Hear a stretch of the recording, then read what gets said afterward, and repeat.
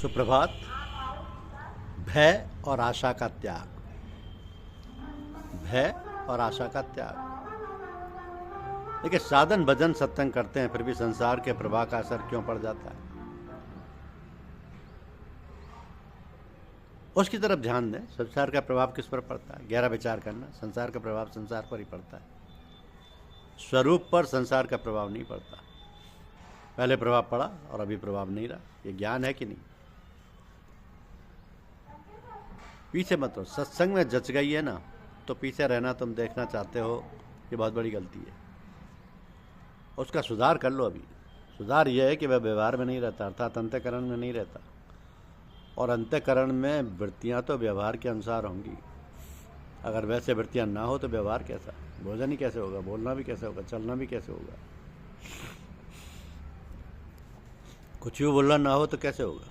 जैसा व्यवहार होगा वैसी वृत्तियां होंगी। पर व्यवहार और एकांत दोनों का ज्ञान किसी को होता है कि नहीं होता है? दोनों का ज्ञान जिसको होता है, उसके ज्ञान में व्यवहार और एकांत है। इस बात को समझ लो तो अभी निहाल हो जा। मानो व्यवहार और व्यवहार रहे सक्रिय अवस्था। अक्रिय और सक्रिय दोनों अवस्थाएं हैं, दोनों ही प्रवृत्ति हैं। अक्रिय भी प्रवृत्ति और सक्रिय भी प्रवृत्ति है। ये तो तुमने सुना ही होगा कि सक्रिय प्रवृत्ति और अक्रिय प्रवृत्ति नहीं है, परंतु अक्रिय भी प्रवृत्ति है और सक्रिय भी प्रवृत्ति है। अक्रिय और सक्रिय है, जिस प्रकार में प्रकाश में प्रकाशित होते हैं, उस प्रकाश में प्रवृत्ति नहीं है। वो प्रकाश एकांत में बैठे हुए साफ दिखता है, व्यवहार करते हुए नहीं दिखता। तो ना दिखने पर भी व्यवहार में प्रवृत्ति का ज्ञान किसका हो रहा है? प्रवृत्ति भी तो जानने में आती है ना।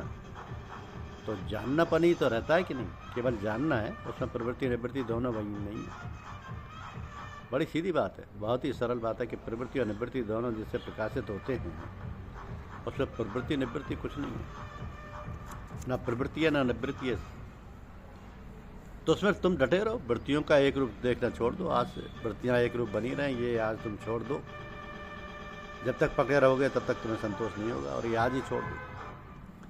अभी अभी व्यवहार में कैसे ही रहो, क्योंकि वास्तव में नित्य रहने वाली चीज तो प्रवृत्ति और निवृत्ति दोनों की प्रकाशक है।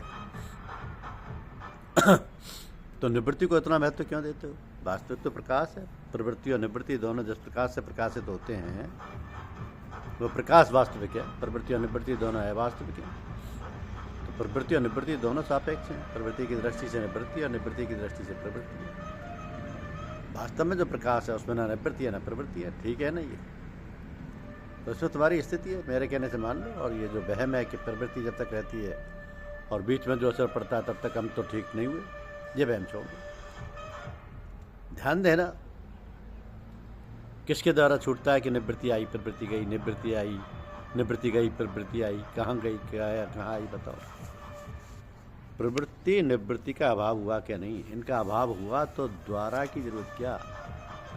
एक ऐसा आग्रह छोड़ दो, किसके द्वारा? कि तुम्हारे खुद के द्वारा। ऐसे वृत्ति निरंतर रहे, यह आग्रह छोड़ दो। इसमें हानि नहीं होगी, बहुत साफ, इसमें संदेह नहीं।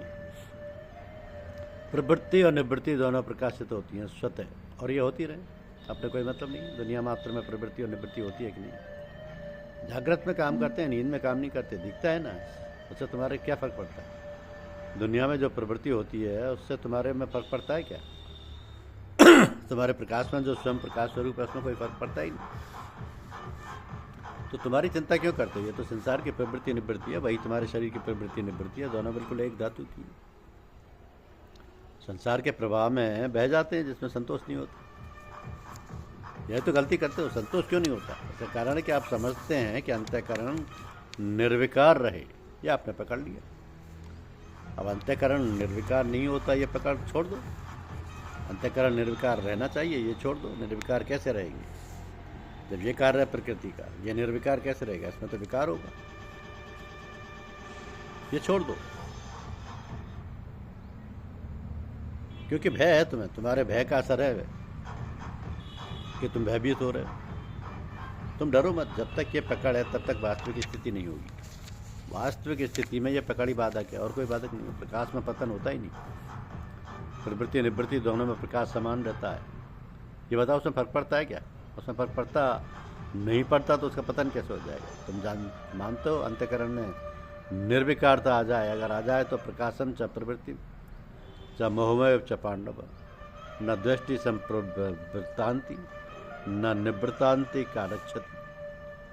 ये कहना कैसे बनता? प्रकाश, प्रवृत्ति और मोह अगर होता तो न दृष्टि संप्रभ्रांति न निभ्रांति कारक्षति, कैसे कहते? ये उन महापुरुषों की बात है जिनको साक्षात्कार हो गया। ये महापुरुष अलग नहीं है, हम ही महापुरुष हैं। प्रकाश का नाम ही महापुरुष है, डरो मत इससे, बिल्कुल डरो नहीं। ये जो सामान्य प्रकाश है, इस स्थिति वाले को ही महाप्रकाश कहते हैं, महापुरुष कहते हैं। महापुरुष कहो चाहे ब्रह्म कहो, सामान्य फर्क प्रकाश में क्या फर्क पड़ता है? तो सामान्य ब्रह्म है वह एक है, एक तो भय छोड़ दो और एक आगे कुछ विलक्षणता होगी इस आशा को छोड़ दो। ये दो छोड़ दो, ये दो ही बाधक हैं असली। निषिद्ध आचरण की इच्छा हो जाती है तो निषिद्ध आचरण छूट जाएगा।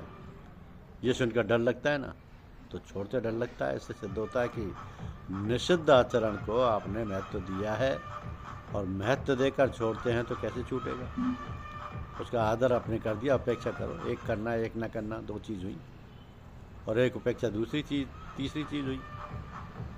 क्रिया करने में तो विधि करना है, निषिद्ध नहीं करना है, परंतु भीतर में विधि और निषेध दोनों से उदासीन रहो, क्योंकि विधि और निषेध दोनों दिखते हैं किसी प्रकाश में। उस प्रकाश का संबंध न विधि के साथ है न निषेध के साथ, विधि का संबंध निषेध के साथ है। निषेध की प्रवृत्ति करने के लिए विधि है, विधि रखने के लिए विधि नहीं है। इसलिए विधि, निषेध, भय और आशा ये दोनों छोड़ दो।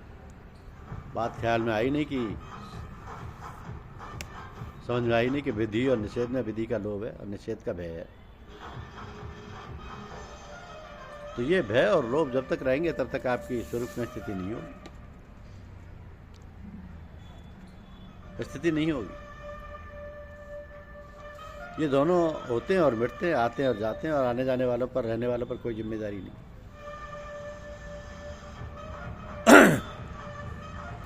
न निषेध से बनता है, न विधि से बनता है, न विधि से बिगड़ता है, उसका बनता बिगड़ता ही नहीं।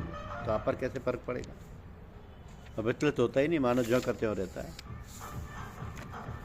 तो भय और आशा ये दोनों छोड़ो। भय और आशा में संसार मात्र बंधा है। किसी प्रकार का ना तो भय हो और ना किसी प्रकार की आशा हो। जितना चुप रह सको चुप रहो, जितना चुप रह सको चुप रहो। यही इस अवस्था में चुप होने में परिश्रम नहीं करना है। कोई क्रिया हो गई हो तो हो गई, नहीं हुई तो नहीं हुई। अपने मतलब नहीं, अपनी तरफ से कोई क्रिया ना करो और ना ही ना करो, दोनों से उदासीन रहो। क्रिया हो तो होती रहे। इस तरह तब तक जीवन मुक्त महापुरुष जिसको कहते हैं, उसकी अभी सिद्धि हो गई। धन्यवाद। यूट्यूब चैनल को लाइक और सब्सक्राइब अवश्य कीजिए। शुक्रिया।